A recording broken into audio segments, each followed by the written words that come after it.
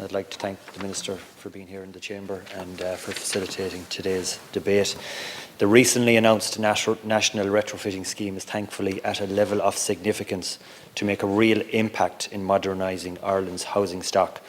It is an incredible investment with the potential to bring thousands of older homes and their energy ratings up to a much more pertinent B rating of B2, leading to significant energy cost savings.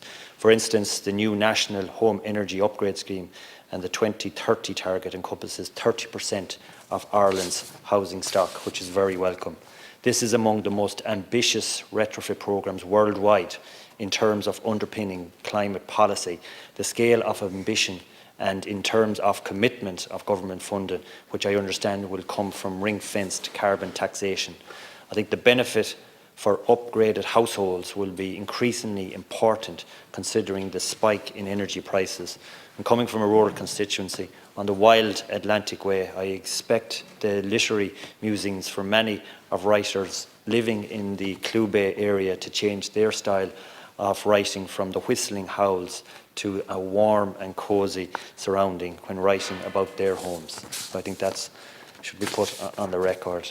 The reality is that this retrofitting scheme is the type of targeted funding which protects those who are spending most heavily on energy costs.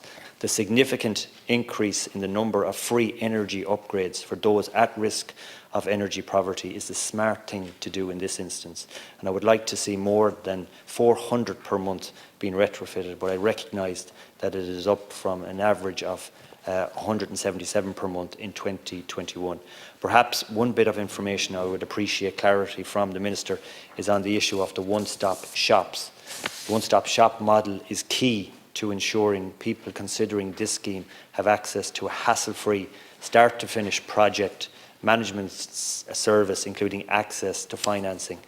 And my question really to the Minister is, will these one-stop shops be pop-up arrangements or online, as I feel, and the in-person element would be required, particularly for older people who may have a high interest in availing of funding from this scheme, but may not have the most willing to pursue it online. So possibly, Minister, you might come back on a note on that.